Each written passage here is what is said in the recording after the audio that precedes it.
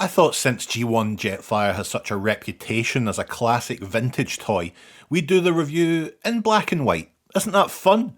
So, first up, Jet... Gavin, What? What? come on. You're very, very slightly better than this. What are you talking about? Come on, show them.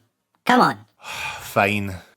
Okay, look, so the Jetfire I have here is maybe a tiny, almost unnoticeable bit on the yellow side. Maybe. Still, he's complete, and it's very unlikely you'll find many of these lads who've kept their ice white tones entirely over the last 36 years, so shut it!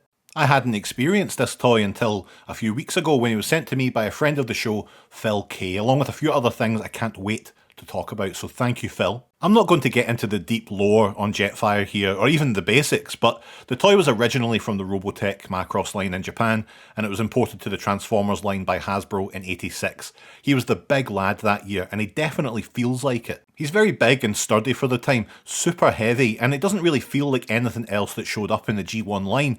Such robust articulation too, it's really a thing of beauty.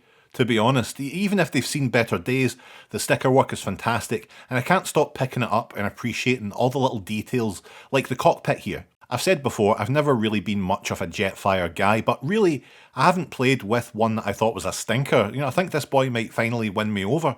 Jetfire comes with an absolute ton of accessories, this huge photon missile launcher, thrusters, arm and leg guards, the works. And getting them on is a little bit of well, it's not a pain as such. They're just a little bit fiddly. It fills things out a little bit too, if you thought the vanilla version was a little bit gangly. But before we get Jetfire into his alt mode, there's a middle ground, a Guardian or Gerwalk mode, fuck knows.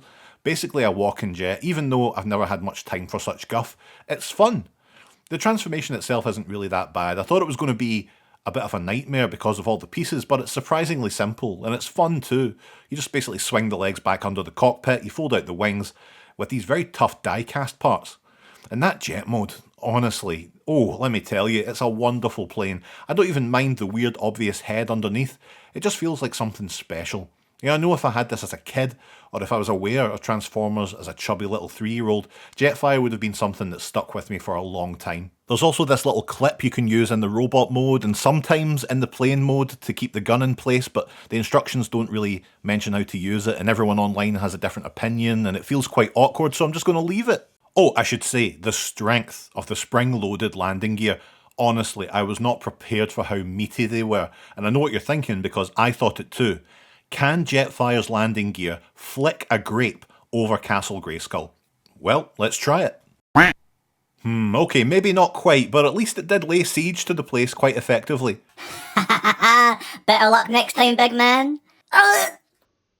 G1 Jetfire is fantastic. I'm completely won over. I'll be making sure to send them over to Toy Fu too, so if you want your own Jetfire experience, that could happen. You see, TRDQ isn't just about providing the best videos on the internet, it's also about giving you chumps the chance to taste the good life. For once, you're welcome, goodbye.